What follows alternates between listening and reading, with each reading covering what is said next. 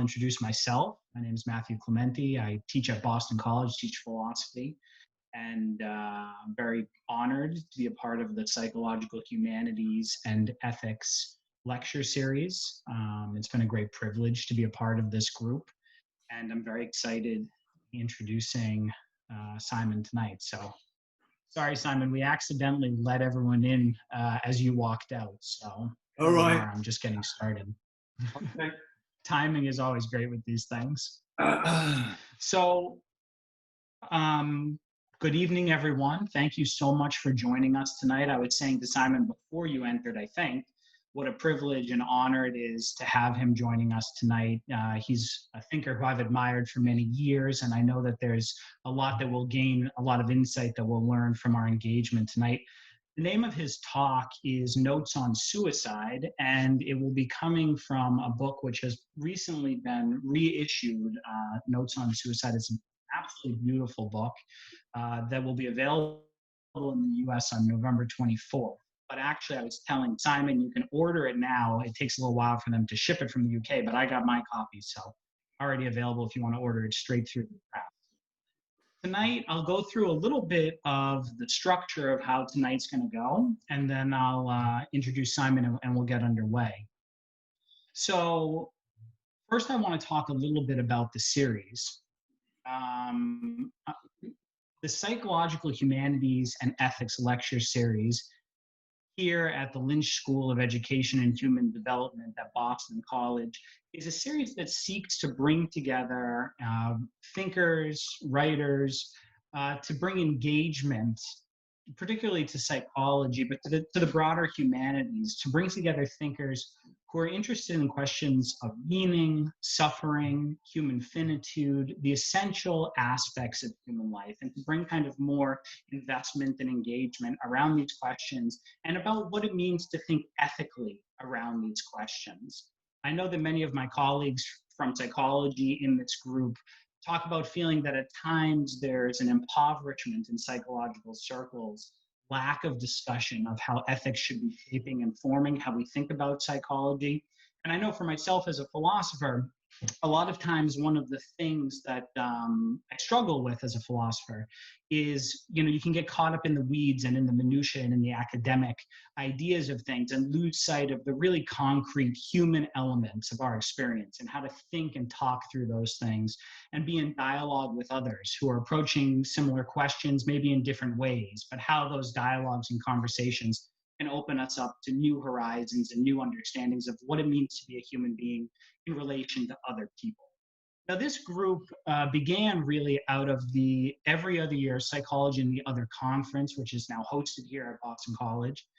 And there's been so much success in that conference, bringing together philosophers, psychologists, clinicians, theologians, people from a diverse array of fields and backgrounds, but coming together and talking about these issues, that we hope this lecture series will help us to be able to sustain a lot of that energy and excitement that goes into the conference every 2 years and kind of bring it more to the forefront and give a lot more people access to these types of topics and conversations over the course of the whole year. So I would say stay tuned. There are a whole bunch more of these lectures that we'll be doing over the course of this year, and would obviously love to have you engaging with them. The way that tonight will proceed is that Simon will talk, he'll share his screen, which he's going to be going through a lot of his ideas. I'll offer a response to his talk when he's finished, and then we'll open up to a question and answer session where you can write your questions in, and we'll be going through and trying to pick out a lot of the themes that are really highlighted throughout the questions and kind of engage with Simon on that. I'll give a brief introduction to Simon and his work and kind of what it means. I was having a conversation a few months back, actually, before we even approached Simon to do this, with a friend of mine who is in the English department at one of the SUNY schools. And I was saying to him, I really wish that there were more philosophers who cared about being kind of public intellectuals, speak on anything, who are kind of engaged in the current matters, but also the matters that are really at the core of human life. And the first thing he said to me is Simon Critchley. And I mean, this just speaks to the relevance and the import of Simon's work. Simon's work is something that really goes to the heart of the human condition, and touches on the really kind of vital, fundamental matters of ethics, politics, religion, but then I would say even the vital matters of, he has a great book on football and what it means to think about sport.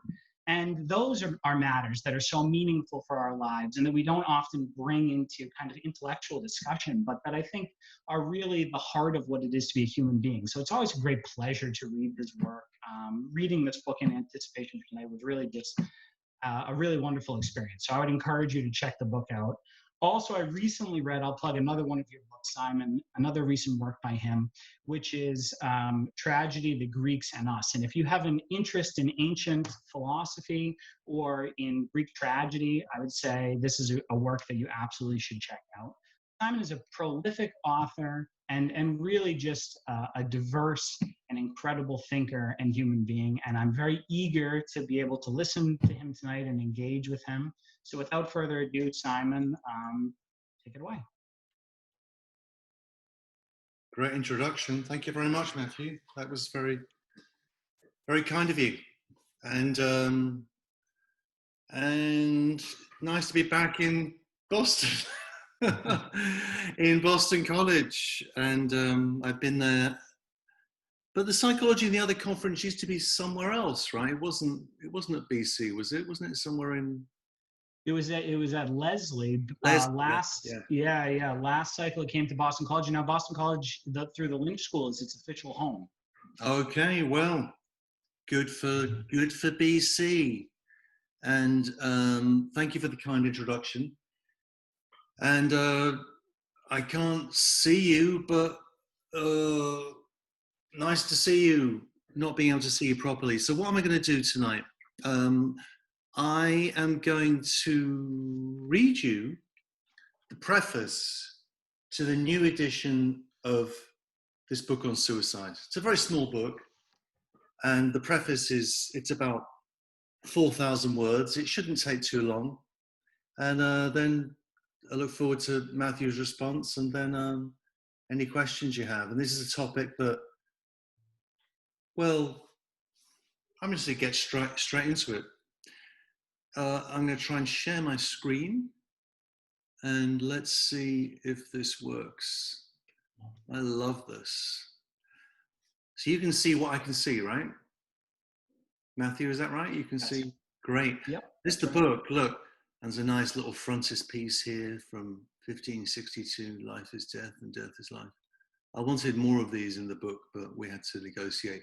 Just to plug the publisher, because they're now doing this in the US, Fitzcarraldo Editions, who are absolutely brilliant. I've been working with them for years, and the books are exquisitely beautiful. So this is the preface. I wrote this in August. When I wrote Notes on Suicide, my aim was simple: to try and open a space for thinking about suicide as a free act, and to expand as far as I could the vocabulary for such thinking. Suicide is a topic that invites strong, indeed panicked and confused reactions. So in order to find a leadway for the kind of space I was imagining, some ground had to be cleared. I became increasingly frustrated by the limited and predictable ways in which suicide and suicides were discussed, both in the news and public debate, but also among friends and acquaintances. It seemed to me as if we suffered from a genuine impoverishment of language and compassionately minded, clear thinking on the topic. Even worse, my own ruminations on suicide were mired in the same muddiness and limitation. I decided to try and do something about it in the way I know best, in writing.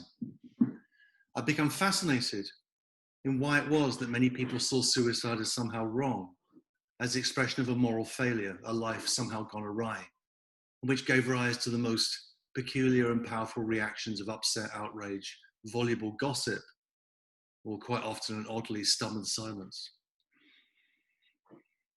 I began to look into the historical reasons that lie behind the prohibition against suicide. As I read about it more carefully, and that's really where I began, I became increasingly convinced that the moral and legal framing of the prohibition against suicide had its roots in the idea of suicide as a sin. This idea can be traced to medieval Christian theology and metaphysics. specifically the claim that life is a gift from God, which grants us the right of use, but not the right of governance or dominion over our lives. This only really gets formulated in the medieval period. To kill oneself is to assume a power over life that does not lie with us, but only with the deity, however the deity might be conceived. Although arguably only a small fraction of people still hold such Christian metaphysics to be true, maybe not in Boston College, it nonetheless has enduring effects on our moral and legal thinking about suicide, giving rise to extreme and confused reactions. Once the theological history of the prohibition against suicide has been better understood and unravelled, it becomes easy to show how the secular discussion of suicide in terms of rights and duties is often misplaced and conceptually incoherent. This is what I try and do in the longish second part of the essay. I also criticize the libertarian argument for suicide, which turns on questionable assumptions about rationality and autonomy. You know, the idea that suicide is can be a rational choice. What does rationality mean in that context? I'm deeply opposed to any argument that the sovereignty of God, monarch, country, or community should be the basis for a prohibition of suicide. That's indeed how it was for, say, the 17th century in many places. I'm also suspicious of claims to self-sovereignty that support any right to suicide as a simple rational choice or self-evident civic liberty. So much for the polemical part of the essay. I then turn to suicide notes. I could maybe talk at some later on about why, how this happened, and try and examine them with deliberate coldness as a distinct and compelling literary genre.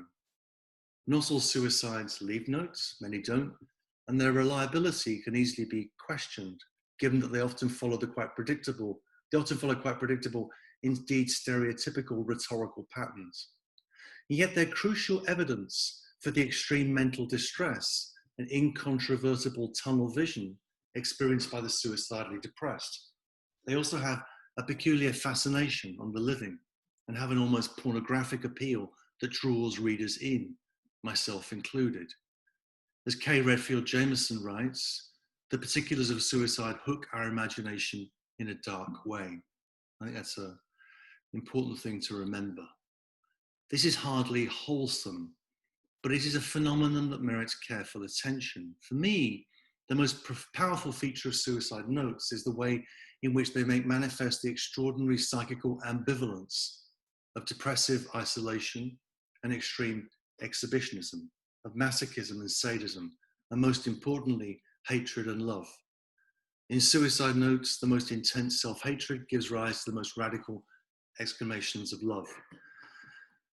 I'm doing this, I mean, it's the way I tend to write, but I mean, beneath that, those of you who, you know, see the world this way will see I'm looking at the idea of drive and vicissitudes of drive in Freud's sense is what's playing out there. Hate, love, masochism, sadism. From there, I look into suicide as a vehicle of revenge, as a way of giving voice to persecutory fantasies of victimization and narcissistic self-justification. Here we confront the disturbing phenomenon of homicide suicide. In cases like the Sandy Hook Elementary School shooting of 2012, and more particularly the case of Elliot Rodger, who killed himself after killing 6 people in California in 2014, leaving behind a lengthy manifesto and a disturbing video suicide note. Since the time of writing, in 2014, Rodger has become a hero of the incel, involuntary celibate movement, an online subculture of often reactionary and consistently misogynistic young men, which has been behind a significant number of killings since 2014. This is an interesting, disturbing phenomenon. In the final part of the essay, I consider the following question. What if suicide is not the unasked for consequence of a psychopathological condition with a possibly organic basis, but is chosen as a free act, as an end in itself? How might we think about suicide when there is no apparent motivating cause? If such a thing is possible, and it clearly is, then it leads everyone to ask themselves the question, why live? Why live? And here I very consciously move into the area of existential analysis, which is perhaps not surprising since I think of myself as an existential phenomenologist. I love saying that now. I came out fully as an existential phenomenologist quite recently, and I just like saying that. It's a lot of syllables, and but it's true. And the work of worked through a number of examples and texts by authors such as Édouard Leclerc, Albert Camus, and Jean Améry. I try and think through the question of why it is that suicide seems so morally rebarbative, and face up to what Édouard Leclerc calls its scandalous beauty. Homo sapiens is distinguished by the capacity for self-slaughter, which is perhaps the price we pay for self-consciousness, in particular the forms of acute self-consciousness characteristic of some writers, artists, and scientists, or indeed just think of Hamlet, right? It's essential, because Hamlet's first soliloquy deals with the question of suicide, and it's essential to our sense of ourselves, others, and the world that we face up to the experience of finitude that the question of suicide raises. At every single moment we live and breathe, the arms for our self-destruction lie in our hands. I mean, it's an obvious thought, but still, you say it, it lands a certain way. Not that I'm counselling in any way that we take up those arms against ourselves. On the contrary, I finished the essay by leaning on the wonderfully comic pessimism of Cioran, or Cioran, as they might say in Romania, namely his notion that the problem with the suicidally depressed is that they're too optimistic. Nothing will be saved by taking our own lives, and the belief in suicide is the only way out derives from an arrogant overestimation of our capacity for salvation through self-destruction. Therefore, the line of Cioran's reasoning, why not stay a while and enjoy the tender indifference of the world that holds itself out for our attention and our seemingly infinite capacity for disappointment. It's a lovely, strange argument. It doesn't really make it, I'm pulling it out. I end the essay with what we might think of as the pessimist's refutation of suicide. But this is a pessimism of strength, good humor, and hopefully even high spirits. The question of the meaning of life is the wrong question, and I humbly suggest that we stop asking it. Our minds will never stop rummaging through the drawers of self-doubt, self-disgust, and self-pity in order to find some piece of forgotten, dirty, moral laundry. What is important is the ability to get life to stand still and to look at it tenderly and with care, to cultivate slower forms of attention without renouncing life in some sovereign, violent act. One should go on. So that's kind of the summary of it. That's the argument. I don't think I'm necessarily right in my views on suicide, nor do I think that I'm particularly well qualified to give them. What the reader finds in the following essay are impressions based on observation and reading, nothing more. Those looking for real expertise in the psychopathology and neurobiology of suicidal depression can look elsewhere. For example, in the writings of Redfield Jameson, such as Night Falls Fast. Rather, this essay is what I wrote after I took myself off to the Brudenell Hotel in Aldborough on the Suffolk coast in England in November 2014. In retrospect, it seems like a very odd thing to do. In fact, writing during the COVID summer in New York, going anywhere at the moment, seems like an odd thing to do. The location now seems more than a little self-dramatizing, with all those references to the vast North Sea. I keep talking about the sea. All I can say in my defense is that it didn't at the time. It felt like a logical decision to have been made by someone who was struggling with what we might call the pains of love and a feeling of life's disintegration. This happens, right? As we all know. I won't engage in self-critique here, as it would take far too long and deflect from my purpose in writing this preface. I'm unhappy with the last pages of the essay, which I think moved too quickly towards an upbeat conclusion, and in a way that seems rather insouciant now. I don't think I really resolved the question of how love might be a force that can pull us beyond any desire for self-slaughter, but also drive us into the depths of hatred and despair. I also think that I make heavy weather of the standard arguments around suicide in part 2, and the writing could be crisper and faster. To be brutally honest, I felt a little skewered by one reviewer's questioning of the sincerity of my suicidal ideation. This was a review in the TLS, mainly because it led me to question my own sincerity in writing what I did at the time. What can I say? I was navigating rough waters at the time, but they feel less rough now, and I wonder whether there was a storm at sea at all. I backed off from talking publicly about suicide in recent years, partly because I think I've said what I wanted to say, but more importantly because I'm slightly fearful of the strange, attractive energy that the topic can provoke in audiences. And I worried it was getting too easy to both arouse and incite audiences while increasingly doubting my intentions in the process. The better I got at talking about suicide, the more fraudulent I felt in doing so.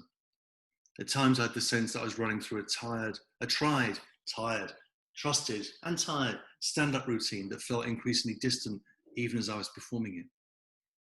That said, I'd like to think about whether anything has changed with respect to the question of suicide in the years since I wrote this essay. So the essay was written in 2014, the research was done 2012, 13, the previous few years. So has anything changed? Well,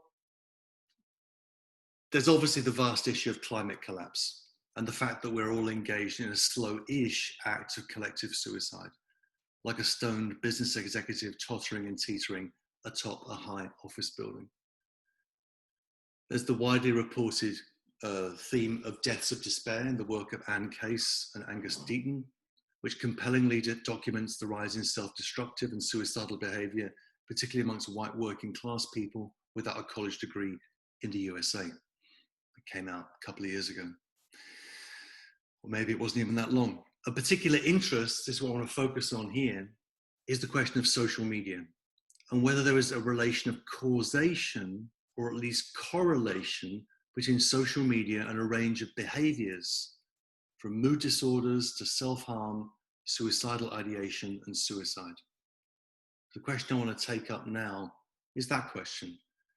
What's changed in our relationship to suicide? Well, something's changed and it's got something to do with social media. And how do we think about that? I am not a social scientist, and it would be slightly laughable if I presented myself as such. In my initial research for the essay, I carefully gathered a large number of sociological factoids about suicide, which made it into my first draft, but which I then cut because I didn't feel confident about the truthfulness of what I was saying. That's kind of a lie. I cut it because my agent and my editor said it was shit, which it was. So it just didn't work. I had a different beginning.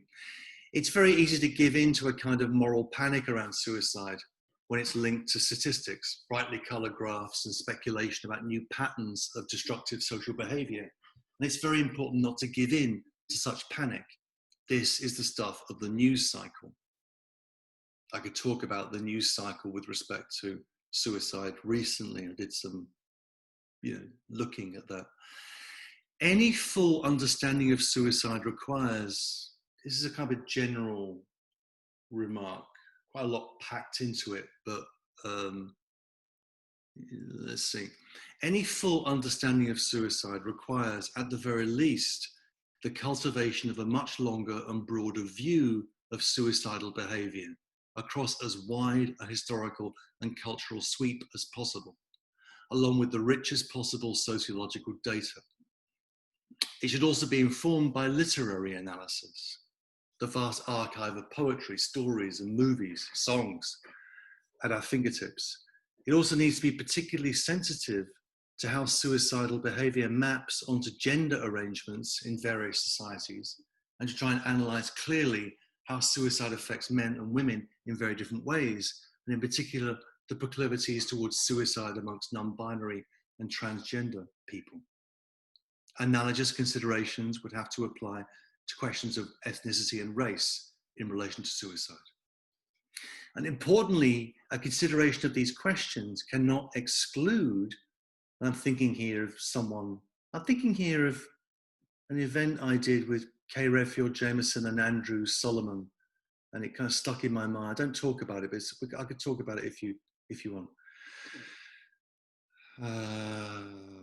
Cannot exclude the question of whether and to what extent suicidal behavior has an organic biological basis. Are suicidal patterns of behavior best explained organically in terms of neurobiology or even serotonin levels? Is suicidality, even, as they say, it's not a nice phrase, a suicidality even an inheritable condition within, say, certain families and communities? Is suicide to be explained through some mixture of nature and nurture, where the precise weight of each side of the scale is very much in the balance? I think these are all legitimate, big questions. And I say, I simply do not know the answers to these questions.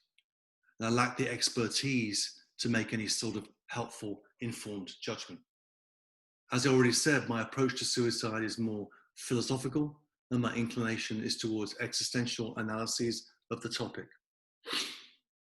That's the sound of me kind of covering my butt, right, in that paragraph. But things had to be said. This question of the organic in relation to suicide is a question that has to be acknowledged. I don't know what I think about that. I'd be interested to know what you think about that. Yet, the question of social media has me worried, because the early indications from the research are genuinely disturbing. I'd like to lean a little on the ongoing extensive work of Jonathan Haidt and Jean Twenger, which is a tremendously helpful compilation of a number of studies, mainly focused in the English-speaking world. So this is kind of ongoing pair of research papers that I've had access to, huge things, which are pulling together, summarizing literature review of all the studies going on where the authors are able to find these studies into the effects of social media on mood disorder, behavior, depression, and the rest. So they're not finished papers, they're kind of compilations of ongoing research. The research is beginning to show that the effects of social media are serious, far-reaching, and are getting worse. Worse for females than males, and worse still for young females. In response to the question, has there been a significant increase in instances of mood disorders, self-harm, suicidal ideation, and suicide since 2010? Then the answer is yes. The causes here can be social, such as shifts in parenting practices, from absent parents leaving the care of children to nannies or whoever, to helicopter parents who overlook every detail of their children's existence and drown it out with the overbearing noise of their care. I'm sure we've met them.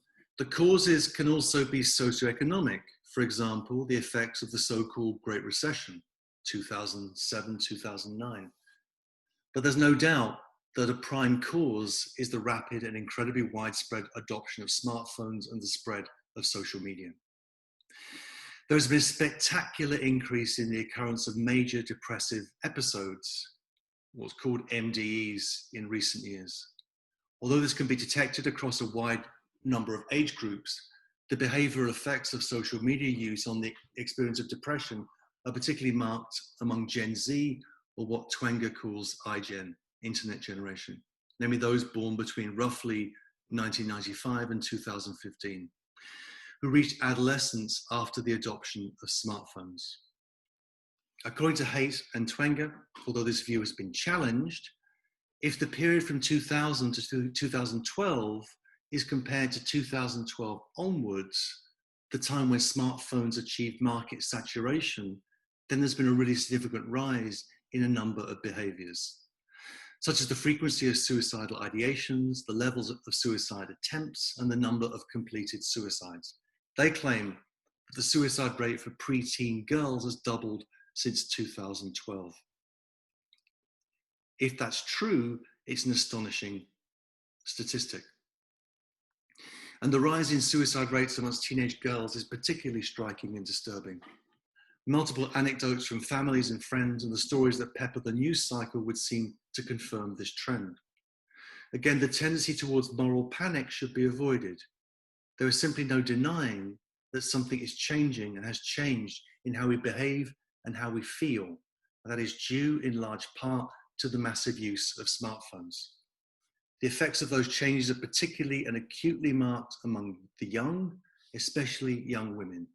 We need to pay careful attention to it. It's excessive to speak of a suicide generation among the young, but the increase in everything on the range from mood disorder to completed suicide is not simply random. It is notoriously hard to establish precise relations of causation between new technologies and social behaviors. In this case, between social media and suicide.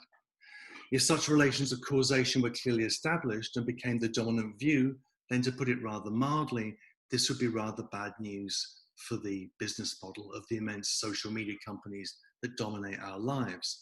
Use more Instagram, it kills your kids. There is undisputedly a correlation between social media use and suicidal feelings and behavior. Whether there is a will to actually do something about it at the level of legislation and regulation, at a governmental and transgovernmental level, is quite another matter. That's a question, if you want to pick that up, we could. I mean, is there something that can be done? Well, I think there is. Whether there's a will to do it is another issue entirely. This is the last part.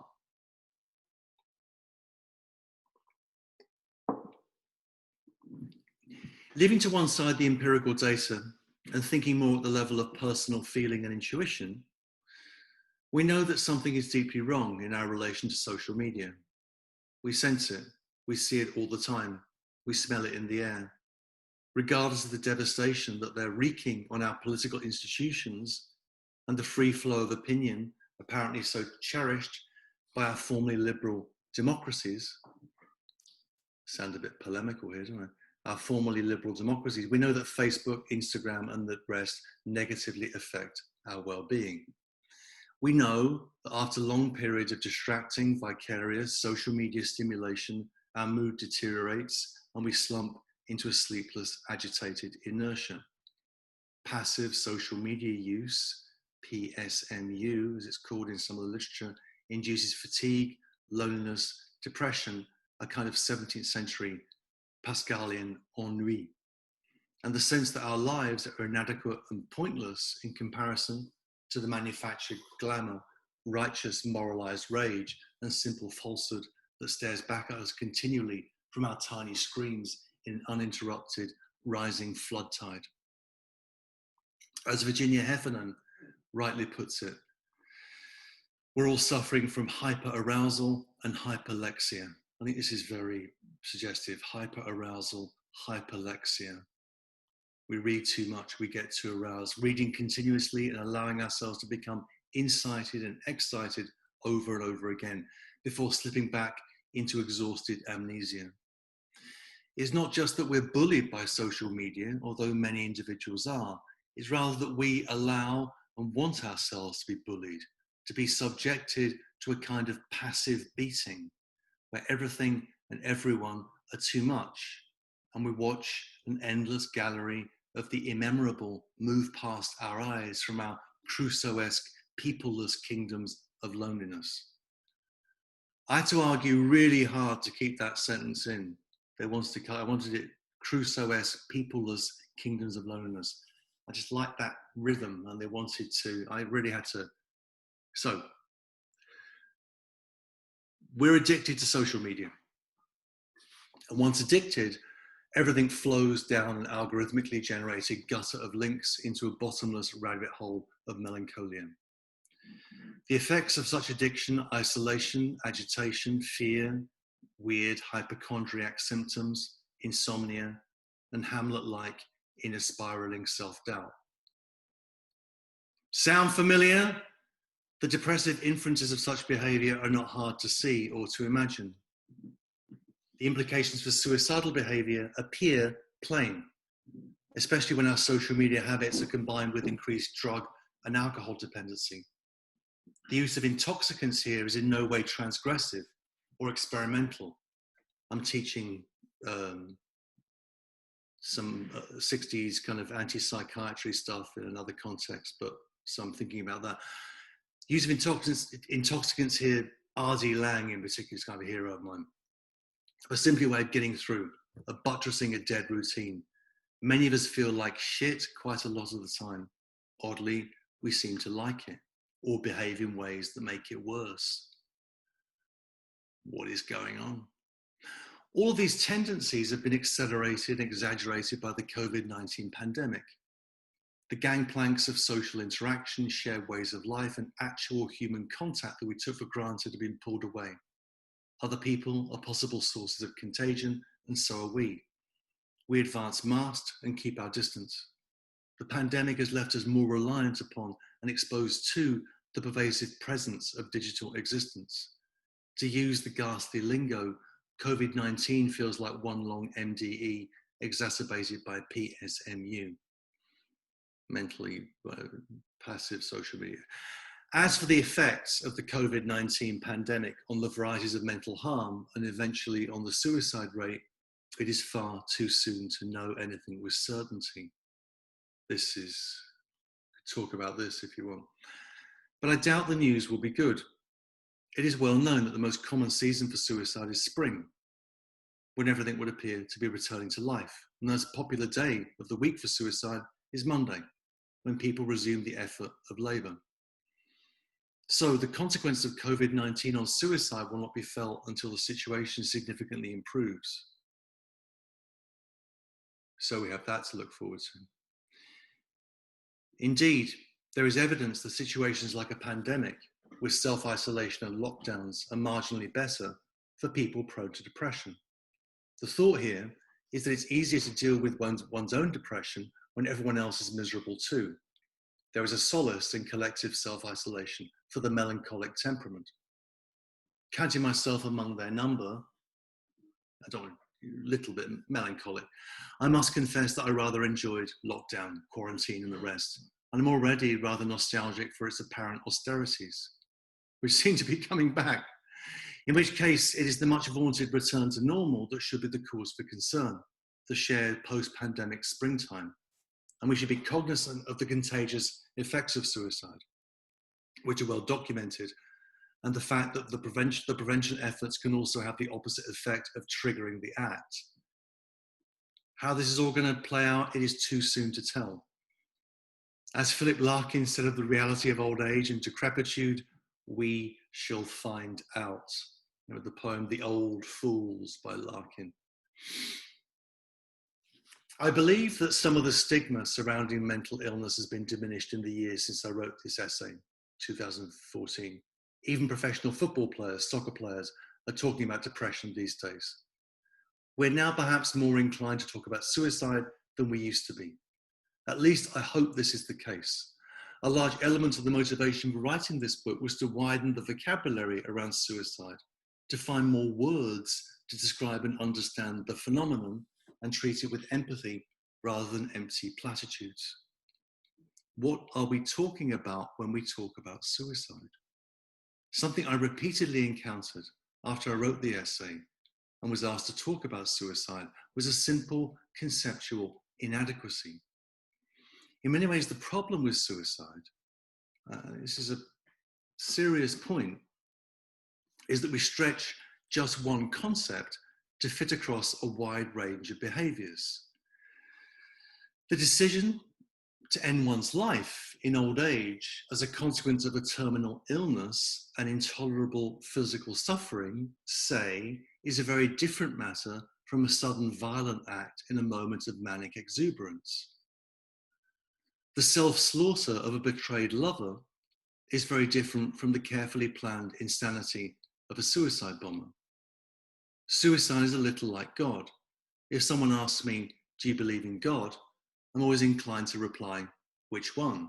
There are so many. At the very least, we need a range of more subtle and various concepts to describe the phenomena lumped together under the heading of suicide. We're at the end now almost. In The Noonday Demon, Andrew Solomon has very helpfully begun this work by introducing 4 categories of suicide. 1, a manic, dire, impulsive and sudden act. 2, revenge or self-obliteration as payback for a felt wound. 3, suicides which are planned with complex and often lengthy notes, seemingly pragmatic, but with a deeply faulty logic, as though they were organizing a holiday in outer space, as Solomon writes. This is something you find in suicide notes, the extent of planning, crazy planning. And 4, those planned through reasonable logic because of physical illness, mental instability, or some catastrophic change in life's circumstances. To be clear, those people included under 4 might be mistaken in their view. In particular, the consequences that their action might have on their nearest and dearest. But we cannot say that they're deluded. When I say under 4, let's say a parent who becomes terminally ill and decides to end their life, you can say, well, that person might be mistaken because they need to think more, perhaps. It's arguable about the consequences, but you can't say they're deluded. Solomon's categories are a beginning, it seems to me. But we need to add more categories, such as the forms of suicide, homicide, discussed in my essay, or which I think is just, it's not that it's new, but it's accelerated, right? The idea that the way in which you can choose to kill yourself is through a homicidal act, which might end with you killing yourself, or it might end with you being killed by the police. There's the idea of suicide by cop, which has been around for quite a long time. But there's also a sense in which the phenomenon of the suicide bomber, which is maybe faded from attention in the last months for obvious reasons, is demands another category, another term. Or, I think this is also important, the apparently inadvertent deaths that occur increasingly through fatal mixtures of drugs and alcohol, where the question of intention is very hard to pin down, right? Did Prince kill himself? Well, so fentanyl-related death, let's say. How do you really judge intention in that, Such a list of categories could be extended. The important thing is for this work of reflection to continue and to move steadfastly away from any simple-minded idea of suicide as something one must either be for or against, defend or oppose. It is infinitely more subtle than that. It's unclear whether suicide is unique to human beings. Another big question. I have no difficulty in imagining an octopus killing itself, and indeed there's evidence for that. But there's nothing more human than suicide. Human beings are complex creatures. I see no reason why the discussion of the ways in which we sometimes choose to end our lives should be deprived of the same complexity. That is that, and then the book kind of starts.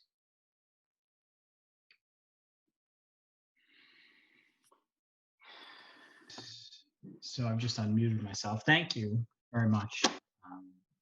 Just before I begin my response, I was very taken by the kind of empathetic approach that you're introducing here to this topic, and I needed. And so I'll begin. There's no greater compliment you can give a writer than to say, your work has helped me better understand my life. Reading Simon's notes on suicide in anticipation of tonight's lecture has done that for me. It will often happen that a book exists for a while without you knowing about it, but finds you at the exact moment you need it. Actually, I've had this happen to me many times. Here's when you seem to need it most in your life. Right now, I'm not struggling with suicidal ideation, though I have had bouts with depression in the past. But recently, I have been subject to a series of anxiety attacks, They strike in the middle of the night, waking me from sleep and keeping me awake with a squeezing, wrenching tightness in my chest, a suffocating breathlessness, and of course, the incessant thought that I'm about to die. And I bring this up not to worry my parents who are sitting at home watching this, but because as I read through Simon's book, I couldn't help but to see a connection between the underlying conditions of anxiety and those of suicide. Both, I would argue, are fundamentally concerned with the problem of meaning, each revealing a different aspect of that problem. Now, before I begin, I should note a couple of things. First, like Simon said, he was covering his own ass by saying this. I will take the opportunity to do the same thing. I'm approaching this topic from a philosophical, existential lens and do not claim to be offering a psychological or biological or sociological explanation. Second, in taking up the question of meaning and its relation to anxiety and suicide, I am explicitly disregarding Simon's request. As we heard him read in his preface, he says, meaning is the wrong question, and he would humbly ask that humbly suggest that we stop asking it. And that admittedly puts me in a bit of an awkward position, sitting as I am across the screen from Simon and no one else.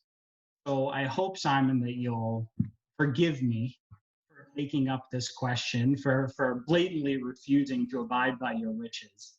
And I won't be arrogant enough to suggest that you may ultimately find the slight worthwhile. Okay.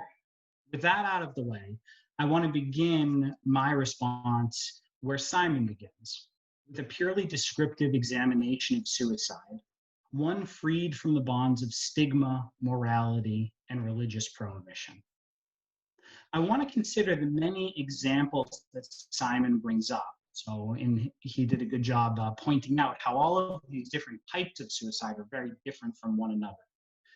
Suicide as a consequence of terminal illness, terminal diagnosis, or as the consequence of the loss of love, or a feeling of isolation and alienation from others. A lot of us are facing that right now or have been through the pandemic, or in the service of a political ideology or a religious cause.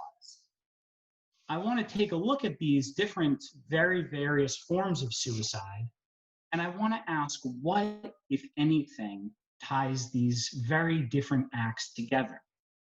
Is there something beyond their end, the death that results, that unites them? I was reminded, as I considered Simon's examples, of a footnote from Camus' The Myth of Sisyphus. And of course, obviously, this work is, in many ways in the background of some of what you're doing here. Camus, in a footnote, he writes, I've heard of a post-war writer who, after having finished his first book, committed suicide to attract attention to his work. Attention was, in fact, attracted, but the book was judged no good. Snarky remark by Camus. It always stood out to me.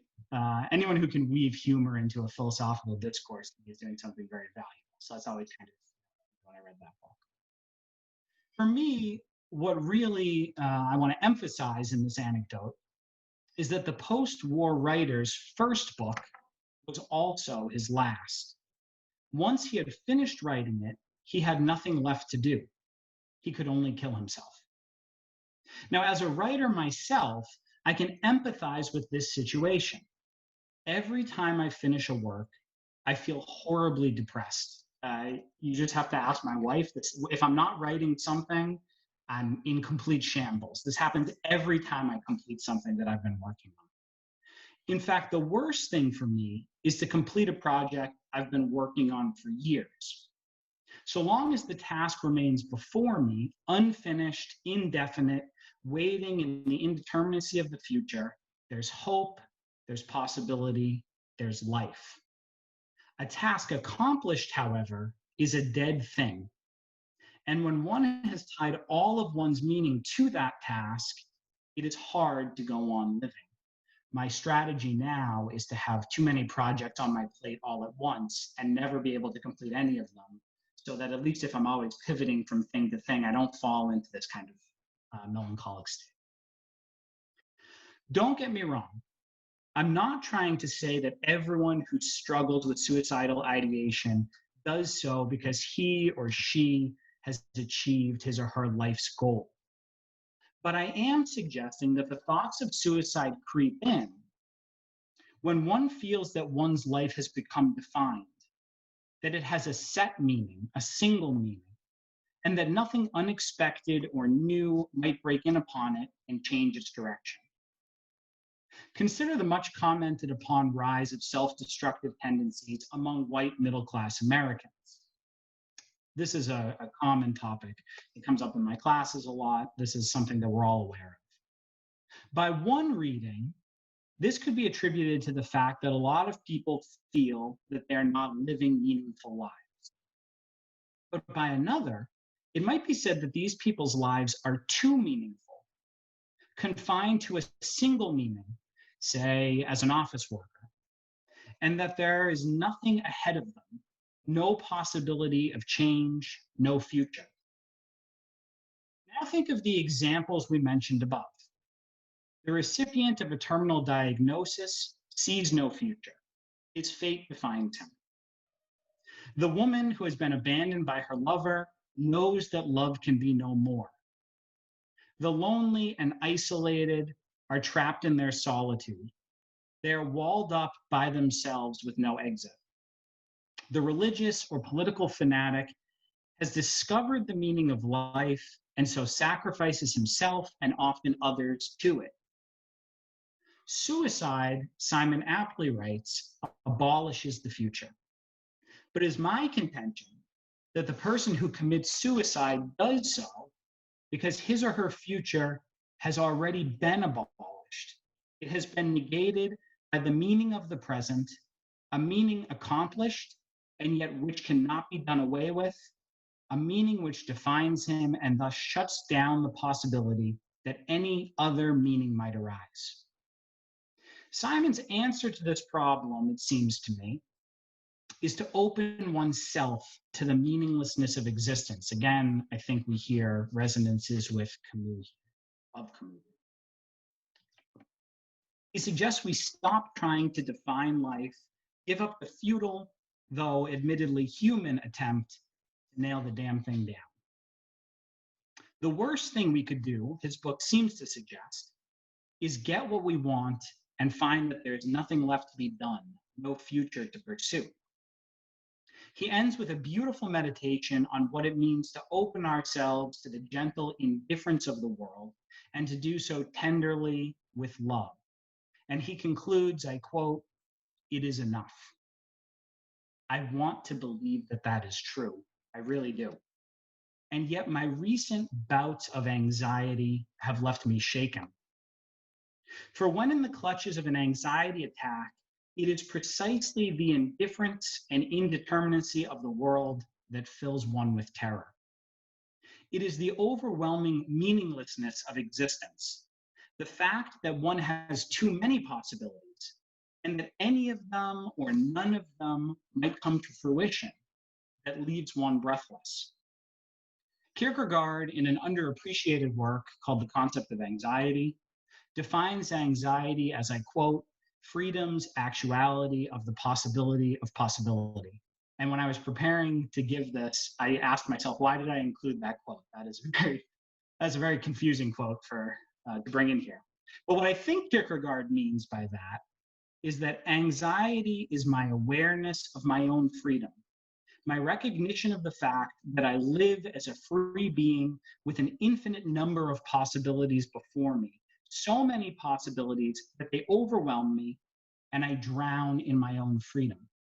Simon, in his talk, notes that suicides come often in the spring when life is returning, right? So at this moment when there's newness and possibility arising, and I think that's a really interesting fact.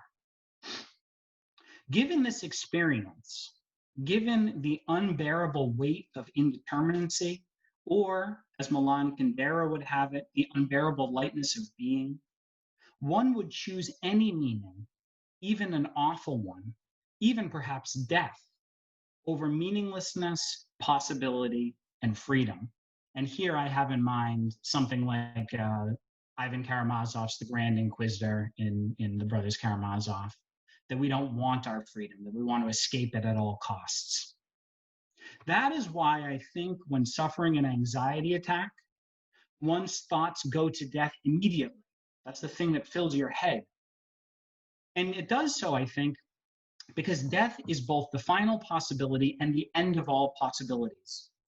The thing you dread, but also the thing that could alleviate this anxiety, that could relieve you of this problem. And yet, as Simon so beautifully shows, if we hang on a while, if we endure it, life does go on. In the tension between anxiety and suicide, infinite, stifling possibility, and finite meaning, which closes off possibility forever, life does go on. It is learning to live with the tension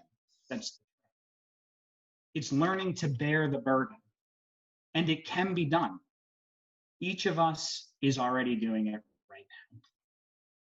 Those are my comments. And I would, I don't know, if you'd like to dialogue on that for a minute before we open up to questions, I'd be eager to hear anything else. You myself. Yeah, thank you very much for that, Matthew.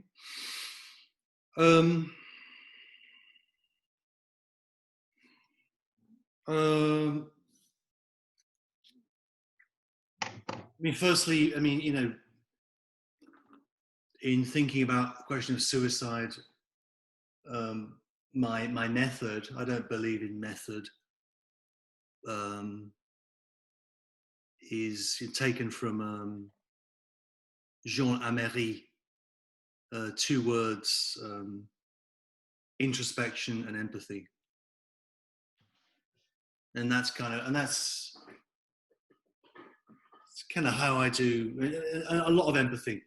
So in relation to meaning, as I was listening to you, I was thinking, what is going on here?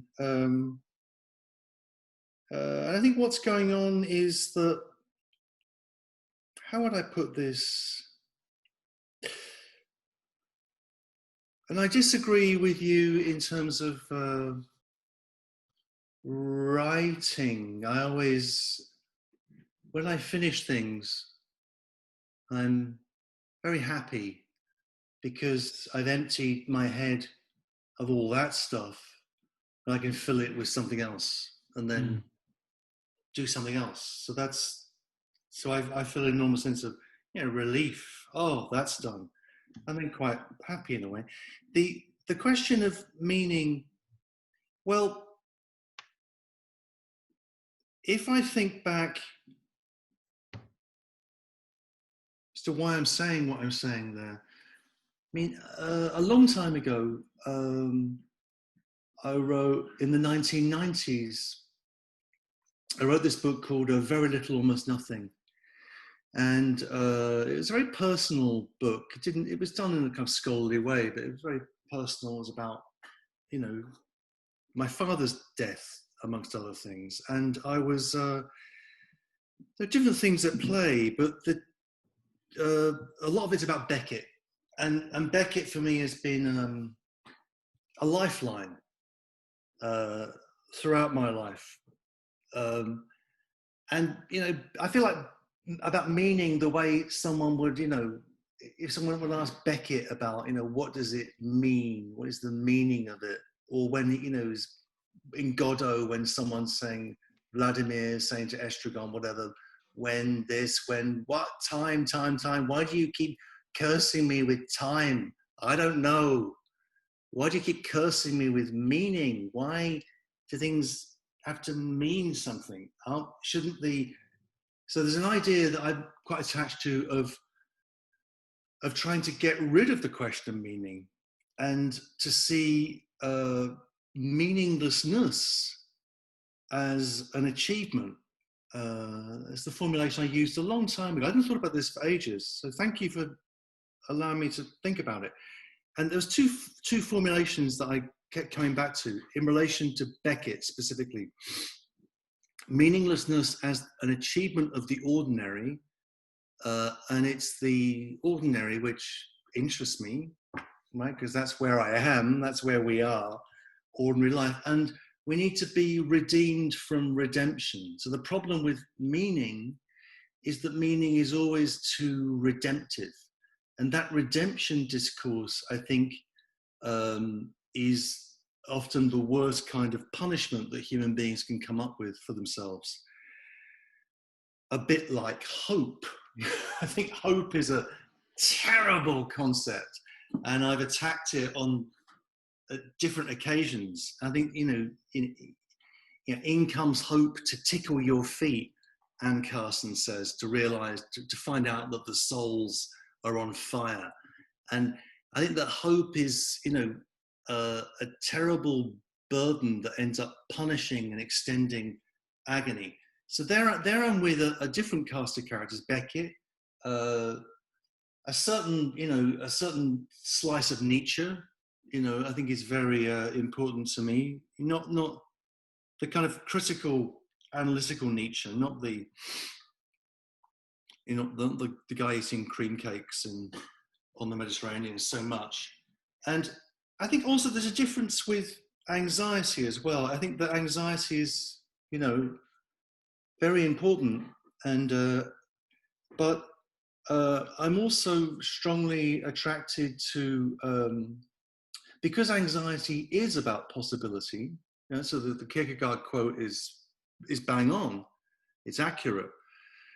Because anxiety is the way in which possibility emerges and becomes more possible. So anxiety is the anxiety of freedom, right? So that's Kierkegaard, and that's what Heidegger picks up on, and it's powerful, powerful stuff. But I'm suspicious of it.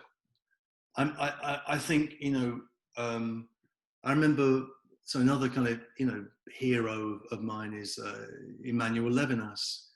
And Levinas published a book in 1948, which was translated as Existence and Existence, but, really is from existence to the existent, de l'existence à l'existant. And that book, as is the case in France, it had little red bands around the book in the bookshop, right? Giving kind of what it was about, or an author photo. And Levinas chose, it wasn't with a great publisher. He got rejected by the publishers he wanted to be published by. That was his problem, big problem for him. But the band around the cover said, Existence and Existence, où il ne s'agit pas de l'angoisse, where it is not a question of anxiety, right? It's not a question of anxiety. So for Levinas, stronger than anxiety is something like the horror of being attached to oneself, being riveted to existence. And it's that feeling of being riveted to existence, to your own existence, that is the fundamental mood, rather than anxiety as possibility. And then you end up with a very different kind of phenomenology if you go along that. So that's kind of why I'm going along those lines. I hadn't thought about that, so thank you for dredging that up. It's very helpful. And of course, the end, the it is enough.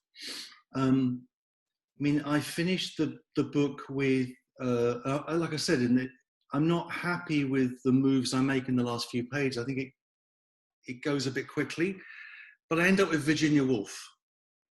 And Virginia Woolf's description of Mrs. Ramsay into the lighthouse, and Mrs. Ramsay saying, "It is enough." And she's describing the very ordinary interior of the room at night, and the way the light falls across the floor, and the children are asleep, and she's observing what's around her, and it is enough. Life stands still here. And of course, in the case of Woolf, that things ended differently for reasons which we all know. The suicide of Virginia Woolf, and which was bound up with the terror that she had of an oncoming mania, right? And the fact that she couldn't bear that again, and couldn't bear punishing her husband with that again. And So that's some things that I'd say in response to what you were saying. But thank you for saying it. And Yeah, thank you. If I might, before I turn to questions, I'll just, I guess by the end of my response, one of the things that I was thinking was, I may have set it up a little polemically. I think ultimately, though, that I agree with where you end up. But for me, and what I'm trying to articulate is, I think that it is enough really is situated between the kind of the poles of anxiety and suicide, or meaning and meaninglessness, kind of in that tension, in that space that exists between those things. There is the possibility of actually appreciating things as they are, which I think is more what you're saying. I mean, I had Camus very much in mind with his emphasis on kind of grasping the meaninglessness or something. But I think that's very much kind of where you're ending up, which is that instead of going toward, one of those poles which ultimately collapse into one another, living in the tension between the two is where we have to find life and where it comes back to. Yeah, except I'm more suspicious. I mean, I'm much more down on Camus than you. I mean, I think Camus is great, but I don't buy the absurdity, and I don't buy the diagnosis, and I don't buy the we must go on. I think the way in which people like Améry and Chorin poke fun at Camus is good. Although, he's really important. I'm not saying don't read Camus. It's really important for me. But yeah. So how do we deal with the questions? We have a few here, and if anyone else wants to put more questions in, please feel free to. So the most recent one, and I'm just kind of going here, could Simon speak about guilt and melancholia in the context of suicide? Well, should we start that's the last one, right? Should we deal with the first one? Sure. I've got one from Rivers Fleming here. Yes. Because you see them too. Good. Yeah.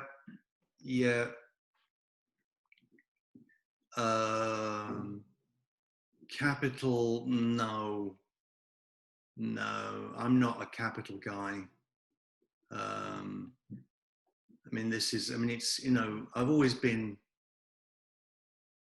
kind of quietly at war with academic Marxism, because I come from a much more crappy kind of low-level anarchist background, and the Marxists were always trouble. So I won't drag that into. But capital, no. I think for me it's much more. Sure, it's part of the story. Technologies, yes, of course, it's very, very important what Rivers is saying. But I think what's going on in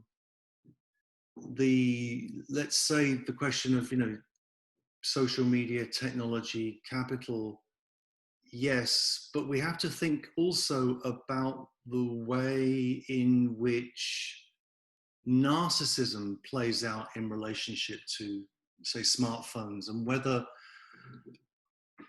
I'm putting this rather crudely, I mean, I'm a Rousseauist, right? I'm a Rousseauian, in the sense in which the engine of inequality, the engine of what Marx would diagnose, let's say, as the inequality of a capitalist society, has to be traced back to narcissism, comparison, the act of comparison, and that moment when one human being sees another human being at the waterhole and perhaps feels interest and attraction, that other human being that's there, and also comparison. And it's that comparison that's the engine, I think, of, that's Rousseau's got, the engine of inequality is really narcissism. And I think what social media is about, in a very powerful way, is about comparison, the force of comparison. Here am I, and I'm looking at this life, and this life looks a lot better than my life. And then that makes me feel terrible. And then I put a little bit of my life out there, and I'm not saying but let's say if I'm a 14-year-old, a young woman, and I put a bit of my life out there and think, well, okay, that I look quite nice in that. This is a nice photograph. and it gets savaged and attacked and bullied and torn down, and then that causes incredible suffering in that young. And that's sometimes what's happening with these social media related fatalities. That's a kind of something about a mechanism of comparison and narcissism, which is has to be added to what Rivers is saying. So it's not that Rivers is wrong. It needs, we need more than that. While you're on the topic of social media, you had mentioned at the beginning of the talk that you thought that there were some things that could be done to kind of address the ills that social media and the smartphones are kind of cropping up in our lives, but you didn't think we had the stomach for it. I was curious, before we move on, if you could touch on that for a minute. I was interested in what you had to say. Well, I mean, the simplest thing is, you know, what the EU tried to do with, you know, data protection and the digital legislation that was introduced a couple of years ago, which certainly got the attention of the huge media companies. You could say that's kind of, it's after the horse has bolted or left the stable, or what the metaphor is. It's too late. But and there, the kind of driving concern was more the kind of concern with privacy. You know, and you know, there are search engines, you know, which I have, like Quant, where you don't, you know, your search history is not used to, is not sold, is not harvested, it's not part of some, you know, surveillance project. So there are ways. So there is the, let's call it the European model, the EU model, but in the US there seems to be no taste for that. And you know, think about the public relations disasters that Facebook alone has been through in the last few years. And has it affected their bottom line? No, not at all. Actually, not that many people have left Facebook. They're making more money than ever. And it's, so what do we really want? And could we then, we could, if we wanted to exercise more control, but I see no political will to do that. And it is kind of, you know, without wanting to be vulgar, it's screwing the world. It really is. I really think that, I mean, I'm completely inside it. I mean, I'm as addicted to these things as everybody else. I really think it's a mechanism of inflammation. And you mentioned that Todd Dubois, interesting. I can't read and speak at the same time. I'm a bit, can't do two things at once. But you mentioned Mary Midgley. I love Mary Midgley. Thank you for mentioning Mary Midgley. Much. I'll actually read a bit of the question just because we're recording it for people who wouldn't. Okay. Oh, wait, so people can't see it. Yeah. Okay. And the Todd ends by saying, "I'm thinking of the recent documentary Social Dilemma." Yeah, true. It's good.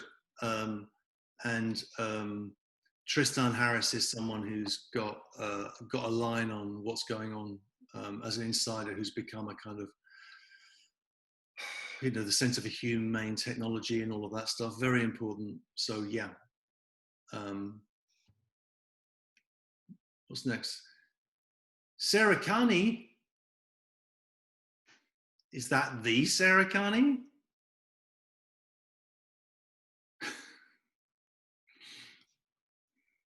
I can't get responses from out there. Oh, hello. Oh yeah, the Carney household. Good Lord, yeah, these are friends of mine. And so Sarah asked, can you speak more about your experience reading suicide notes and what kind of reasons, patterns, or passing words people shared, and how this might have shaped or offered insight into your understanding of diverse reasons for suicide? And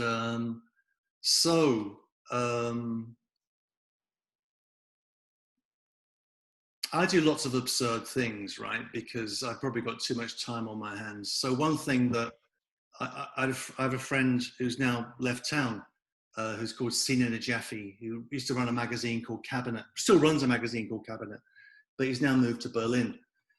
And me and Sina used to do, we did this, I was so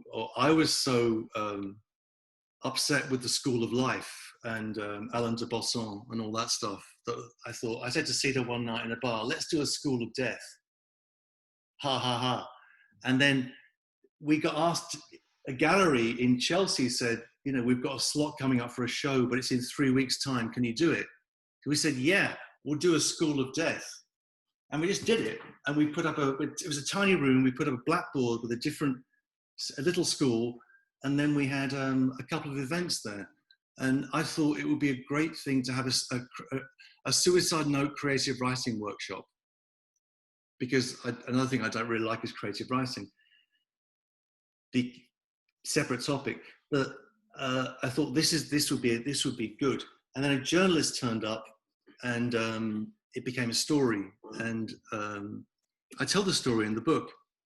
And this led to the one time I actually made it into the tabloid press in the UK. And I was so proud. The story became, it then became kind of New York prof teaching kids how to die for money became the story. And I wasn't paid to do this. It was, and then it got picked up by the Daily Mail. I despise the Daily Mail. And there's a version of this story. And then the comment section was, this man should be sacked, Daily Mail. And I thought, yes, finally made it, denounced by the Daily Mail. So that was, and Suicide Notes, I read this book called All Not to Be, which is a collection of suicide notes, and then I began to collect them and then think about them. And think about them as a literary genre, and to see what we can find in suicide notes. And what you find is this extraordinary ambivalence, right? A profound self-hatred, immense guilt, shame, all those things. We need to separate those concepts, but let's just bundle them together. And then often the most extreme expressions of love at the same time. And, I was thinking of the suicide note of Kurt Cobain, which is exactly that, I'm too much of a moody baby, he says, I hate myself, I'm terrible, and why, better to, what is it, than fade away, better to burn out than fade away, then he says, I love you, or I love, love, love, love, love. The original, if you see the original text of that, it's just full of these exclamations of love. So suicide notes are these sites for extraordinary ambivalence. And I found that really interesting with my kind of Freud hat on. And then I thought I'd write about it. And then that developed into the suicide homicide idea, where in a sense the suicide note, in the case of Elliot Rodger that I talked about in the talk, I talk about more in the book, where you get this suicide note which becomes an act of homicidal vengeance, which is then perpetrated, and then he killed himself, and the way that has fed into the incel movement and things like that. And I want to just think about those things, because they're not that they're nice things to think about. But thank you, Sarah. I hope everyone is well in Carney World.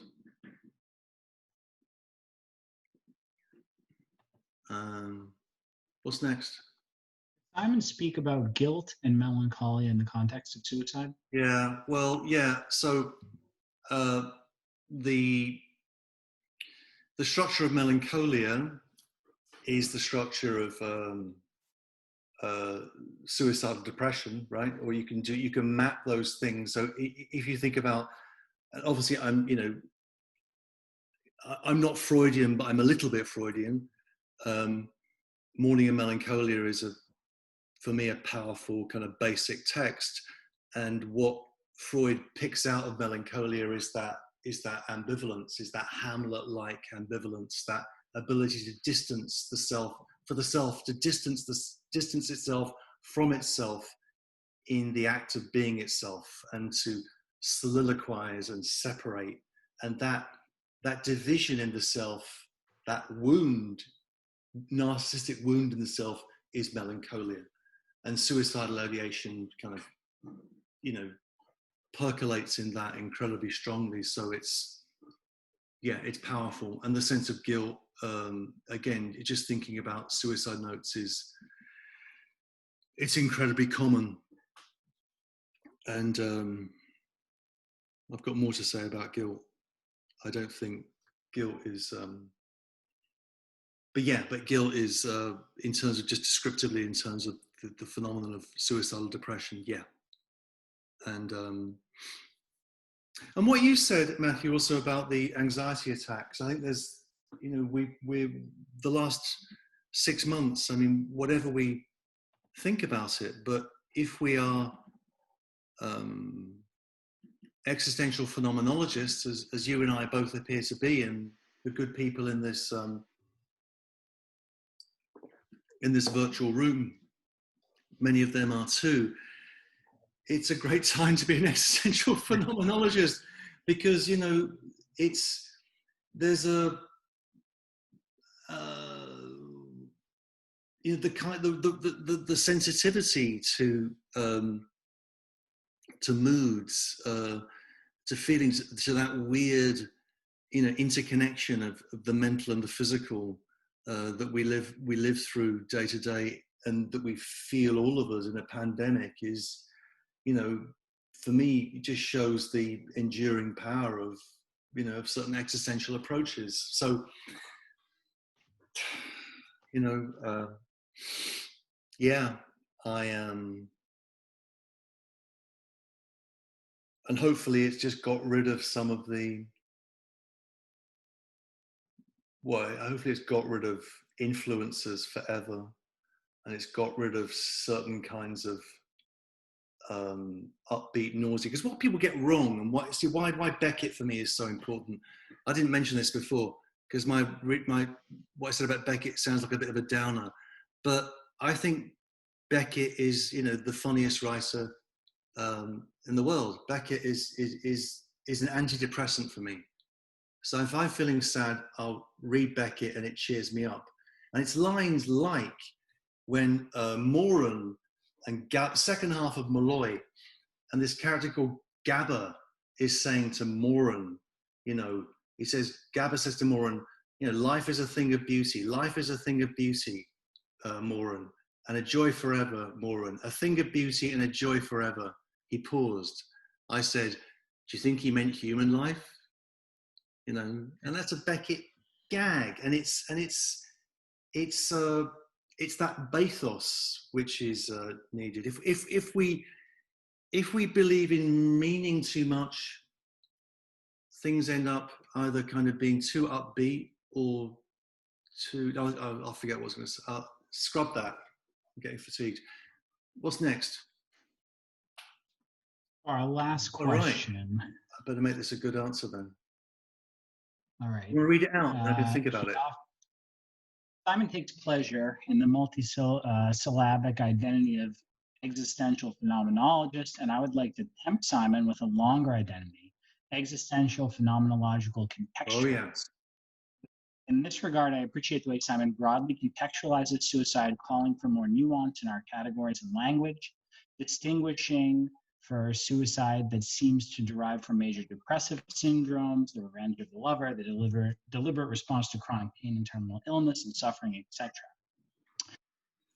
As to context, I would question whether Matthew may existentialize a meaninglessness and unimportance in personal emotional experience that may derive from a history of one's subjectivity being treated by others as of no importance, i.e. neglect possible context of early emotional trauma, and thereby conflate the latter with an indifferent universe, perception of which may entail a peculiar enjoyment and an a priori meaninglessness in the world if felt in a context of relationally facilitated self-work. All right. So it seems that question is... Right, a question to you, Sue. Yeah, it's a question to both of us, I think. I'll let you respond first. Oh, right, okay. In the first bit, existential phenomenological contextualist, yes. I was teaching yesterday William James, essays on radical empiricism, and And, I'm a kind of, radical empiricism strikes me as a completely sympathetic worldview. And I was also reading the second paragraph of Varieties of Religious Experience by James, where he says, my belief is that a large acquaintance with particulars often makes us wiser than the possession of abstract formulas, however deep. And that, in many ways, is my philosophical credo. A large acquaintance with particulars makes us wiser than the possession of abstract formulas, however deep. And that leads to a kind of peculiar, an apparently peculiar understanding of the philosophical task, which is to contextualize, historicize, make things particular, provide details, take people back always to ordinary life, to ordinary things, to little stuff, the stuff that surrounds us, that clutters things up, and to avoid as far as possible apparently profound abstractions. So in a sense, for me, because obviously on one view, philosophy is the most abstract of intellectual activities. I see the philosophical task as exactly the opposite. It's about diagnosing abstraction and trying to return us to the conditions of concrete, particular life, right? And that's incredibly hard because people want abstraction. They want to live in abstractions. Abstractions like, the American people at the moment, what the American people want. And you listen to, say, the VP debate last week, and I don't think the American people want that. Oh, the American people wouldn't agree. This is an abstraction. It's a fantasy. We know that. So let's go back to the rough ground, right? As Wittgenstein would say, go back to the rough ground, and that would be a start. So the way in which I think philosophy has to be done is by continually refusing the need for metaphysics and abstraction that people seem to need to have, and to return it to the ordinary, the low, the humble, the common. And that's, and of course, in the great thing about the American tradition, however it's understood, is there's a extraordinary availability of that, from the transcendentalists through Melville, Whitman, through to James. So this is available. So Peter, I would just to follow up on what. Oh, sorry, Simon. Did I cut you off there? Just to follow up on what Simon's saying. First, thank you for your question. I think it's an excellent one. And I'll make it quick because I'm getting my little exit stage right notification.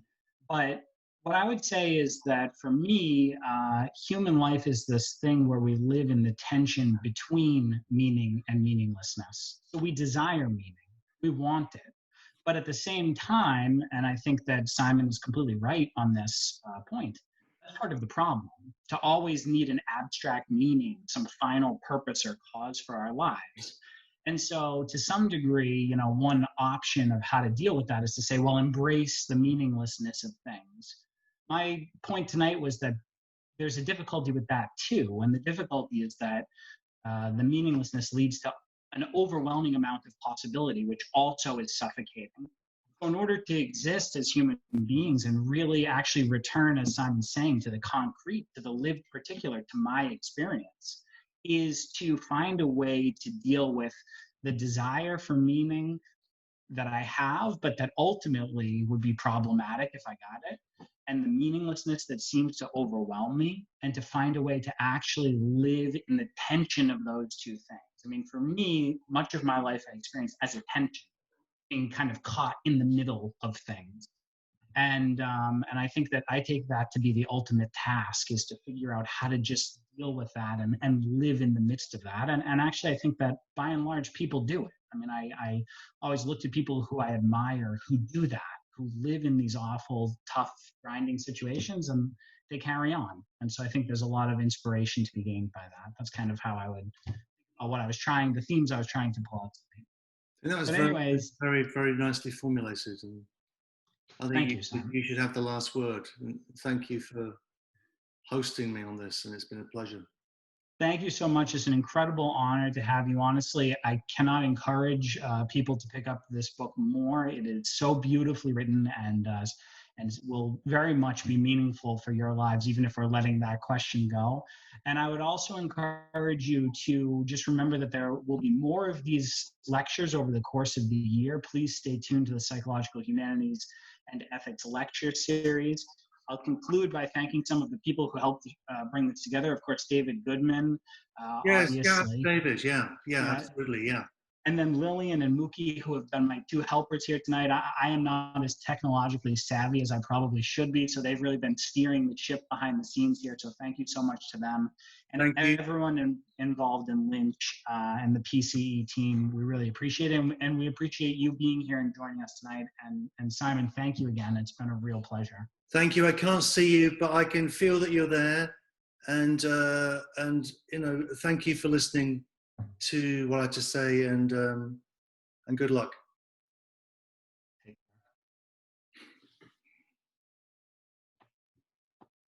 Okay.